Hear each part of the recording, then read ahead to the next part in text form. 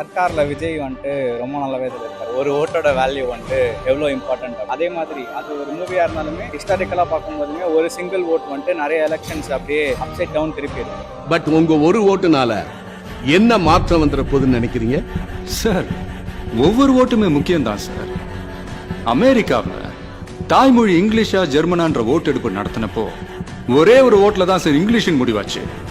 பிரான்ஸ்ல ராணுவ ஆட்சியா மக்களாட்சியான்ற ஓட்டெடுப்புல ஒரு ஓட்டுல தான் மக்களாட்சியின் முடிவானது. ஹிட்லர் நாஜி படையோட தலைவரானது ஒரு ஓட்டுல.